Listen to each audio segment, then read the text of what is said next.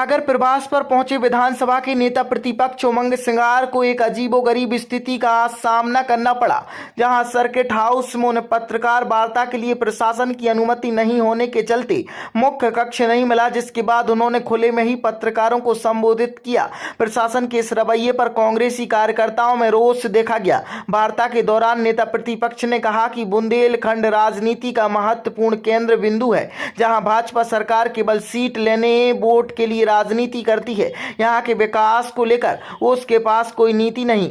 उन्होंने वार्ता के दौरान यहां रोजगार की दृष्टि से कोई प्रयास नहीं होने की बात भी कही। साथ ही स्मार्ट सिटी के तहत हुए भ्रष्टाचार पर भी हमला बोला और बुंदेलखंड पैकेज में भ्रष्टाचार की बात भी कही। उन्होंने कानून व्यवस्था को लेकर भी प्रशासन, पुलिस और सरकार पर हमला बोला। नेता प्रतिपक्ष ने सौरभ शर्मा के मामले में भी कहा कि वह छोटी मछली है, बड़े मगरमच्छ कौन है इसकी जांच हो। भूपेंद्र सिंह, गोविंद सिंह की संपत्ति की जांच की बात भी कही और यहां भाजपा के नेताओं में जारी आपसी खींचतान पर भी चुटकी ली। उन्होंने डॉक्टर गौर को भारत रत्न मिले, इसके लिए गैर राजनीतिक मंच के तहत सभी के द्वारा सामूहिक प्रयास पर भी जोर दिया। तो वहीं कुंभ में स्नान में श्रद्धालु भक्तों को रोके जाने और वहां की व्यवस्था पर सवाल खड़े कर भविष्य में ऐसी स्थिति ना निर्मित हो, सरकारों को सीख लेने की भी बात कही।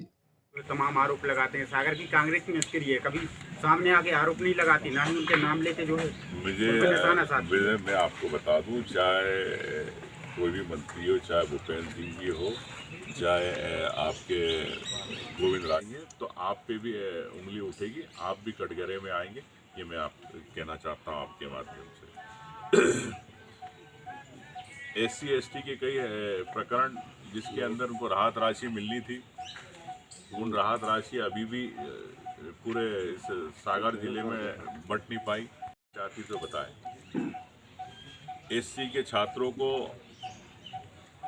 जो पोस्ट मैट्रिक छात्रवृत्ति मिलना चाहिए, वो भी आज केंद्र सरकार की ओर से 60% आता है। 60% पैसा अभी तक नहीं आया। इनके केंद्रीय मंत्री आके भोपाल में आठवाले जी प्रेस कॉन्फ्रेंस तो कर जाते, लेकिन क्या बुंदेलखंड या पूरे मध्य प्रदेश के SC के इन लोगों पे बात करी? इनके छात्रों के बारे में, इनकी छात्रवृत्ति के आपने क्यों नहीं केंद्र से लुभाया? तो ये सिर्फ वोट चाहते हैं इन गरीबों के, लेकिन इनकी बात नहीं करना चाहते। इनों को लेके, प्लाटों को लेके, डेयरी पशुपालक जिनके हैं 362 रजिस्ट्रेशन हुए थे, तो 362 रजिस्ट्रेशन में से इनको गांव हफसीली में देना था ज़मीन, प्लॉट। तो वहाँ पर जो मूल पशु पालक थे उनको बजाय ना देते हुए कई भारतीय जनता पार्टी के नेताओं के लोगों को दी गई। एक बड़ा दुख की बात है। इस पर जांच होना चाहिए। इस पर हम जांच भी जिले में गुंडागर्दी बढ़ गई है। अभी बंडा के अंदर एक तिवारी परिवार बीना में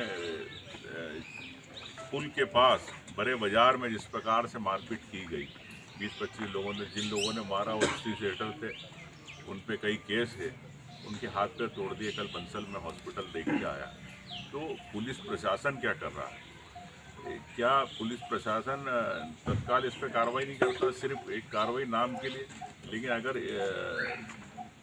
सिर्फ आप FIR करने पे कुछ नहीं होगा, उन पर तत्काल कार्रवाई भी करना पड़ेगी। जो लोग फरार है उन पे होना चाहिए। अखिल तिवारी, निखिल तिवारी, अर्जुन तिवारी, मैं कल उन्हें खुद देख के आया। नए युवा है, कोई आधार कार्ड की दुकान चलाता, कोई एक छोटा रेस्टोरेंट चलाता। सेक्टर लोग हमला करेंगे तो ये बुंदेलखंड के अंदर अपराध की एक नई शुरुआत हो रही है। नई युवाओं पे इस पर तत्काल रोक लगना चाहिए। साथियों, जिससे मैं उधर भी वहाँ भी जा रहा हूँ, मैं कि मुझे जानकारी मिली है कि काफ़ी लोग वहाँ पे पीड़ित है, परेशान है, गंदा पानी पीना पड़ रहा है, उनको प्रदूषण से परेशान है। तो इस पर जिला प्रशासन और भारतीय जनता पार्टी की सरकार क्यों नहीं कार्रवाई करती है, ये भी एक प्रश्न का विषय है। आपको सपना दिखाया गया सागर के लोगों को, लेकिन स्मार्ट सिटी में जो भ्रष्टाचार हुआ, आप सब जानते हैं कि जो उसके जिला प्रशासन अधिकारी और कई मंत्री इसमें लिप्त थे। तो इस पे हमेशा लिपापोती होती है। इसे भी हम आने वाले समय में प्रदेश स्तर पर उठाएंगे। मैं आपको कहना चाहता हूँ। एक और एक मांग आई थी यहाँ से मेडिकल कॉलेज और आपका जिला चिकित्सालय मर्ज नहीं होना चाहिए। तो मैं समझता हूँ कि इसमें मैं माननीय मुख्यमंत्री जी से बात करूँगा और संज्ञान दिलाऊंगा कि सागर के लोग की भावना है, ये मैं आपसे अवगत कराना चाहता हूँ।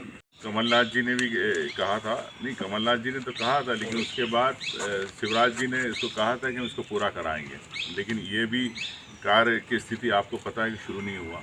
तो ये सरकार एक घोषणा करती है लेकिन कार्य पूरे नहीं करती। आपके बुंदेलखंड दूध सहकारी संघ के CEO हेमराज पटेल जो के बारे में जानकारी प्राप्त हुई है किस प्रकार से श्रमिकों को परेशान कर रहे, पशुपालकों को परेशान कर रहे, इसकी भी जांच की जाए, ये भी मैं चाहता हूँ, सरकार से मैं कहना चाहता हूँ। साथ में आपके डॉक्टर सर हरि सिंह गौर जी के लिए कई सागर के सभी लोग, बुद्धिजीवी सभी लोग चाहते हैं कि उनको भारत रत्न मिले, लेकिन कई बार भारतीय जनता पार्टी के नेताओं ने कहा है कि हम इस पर उन्हें दिलाएंगे, चाहे मुख्यमंत्री हो चाहे इनके मंत्री हो, लेकिन आज तक सागर के इतने गौरवशाली इतिहास के एक बुद्धिजीवी जी को नहीं मिला। तो इसमें मैं चाहूँगा कि एक गैर राजनीतिक रूप से एक सामूहिक प्रयास होना चाहिए भारत रत्न की, चाहे कांग्रेस हो, बीजेपी हो, चाहे सभी वर्ग के बुद्धिजीवी हो। तो मैं इस बारे में मैं राष्ट्रपति जी को भी चिट्ठी लिखूँगा कि और प्रधानमंत्री जी को भी कि इस बारे में आप विचार करें और हमारे इस बुंदेलखंड के एक प्रतिभाशाली और एक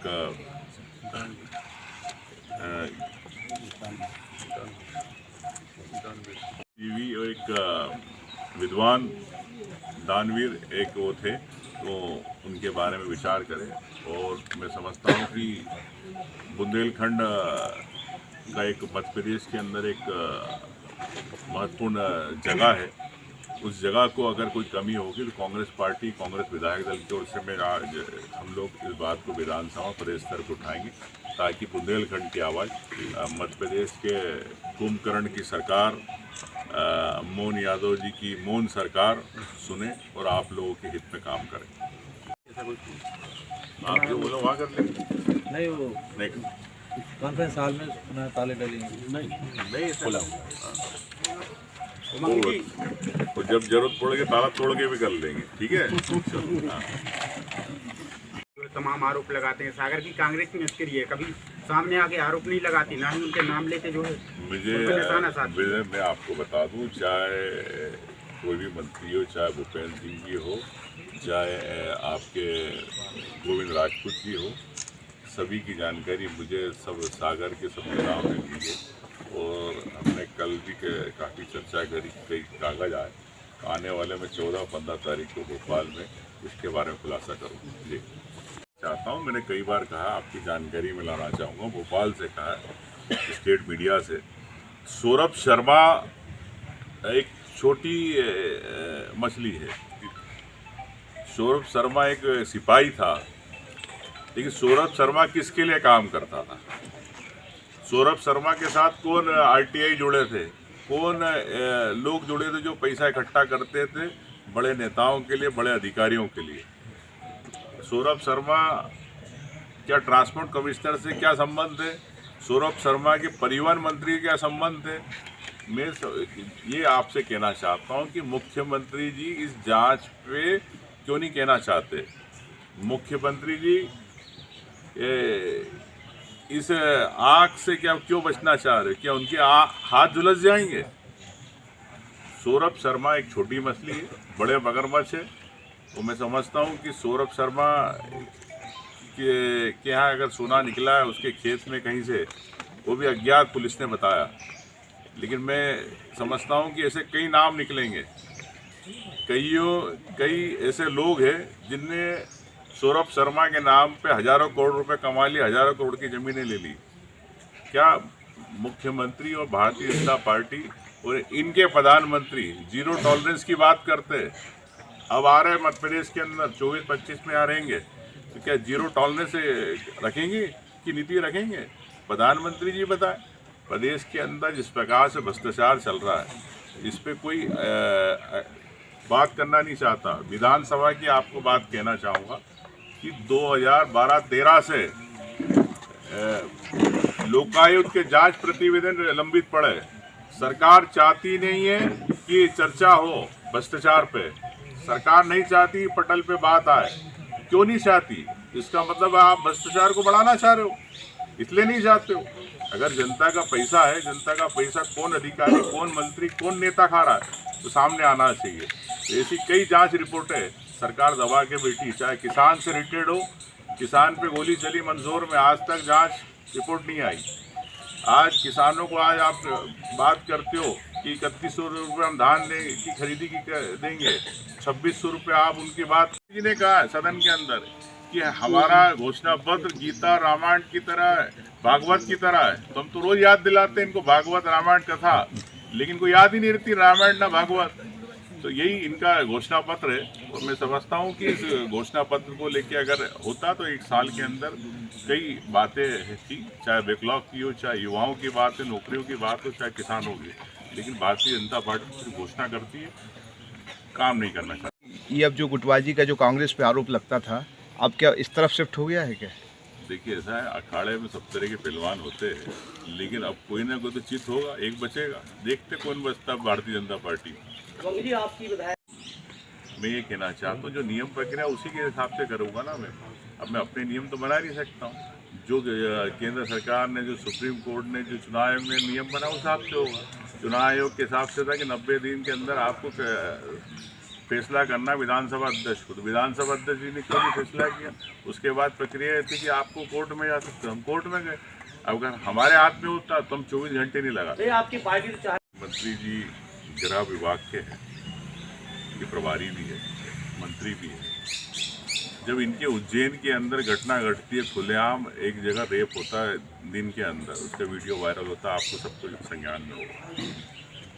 तो मुख्यमंत्री जी हर जिले के अंदर इस प्रकार की घटना हो रही। आपने दमोह की बात करी, तो एक स्वाभाविक है कोई भी बच्ची बहन अस्मिता के लिए अपनी लड़ाई लड़ेगी और स्थिति बनी कूदने की।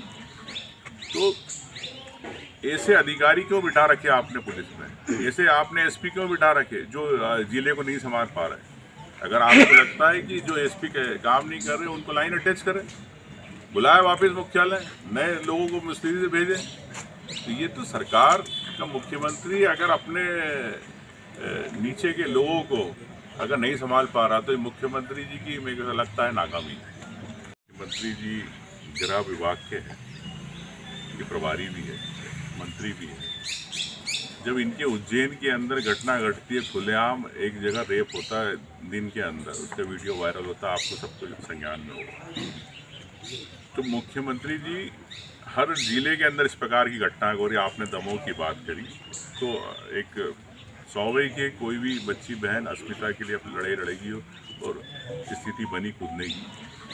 तो ऐसे अधिकारी क्यों बिठा रखे आपने पुलिस में? ऐसे आपने एसपी क्यों बिठा रखे जो जिले को नहीं संभाल पा रहे? अगर आपको लगता है कि जो एसपी काम नहीं कर रहे उनको लाइन अटैच करें, बुलाए वापस मुख्यालय, नए लोगों को मुस्तैदी से भेजें।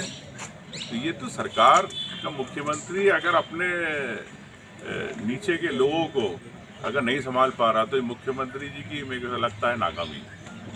अपने पास हम अब उनको क्या मोह है, चाहे जो प्रमुख विभाग है उनको क्या मोह है, ये तो मुख्यमंत्री जी बताए। लेकिन इससे जनता परेशान होती है, प्रशासनिक रूप से स्थितियां बिगड़ती है।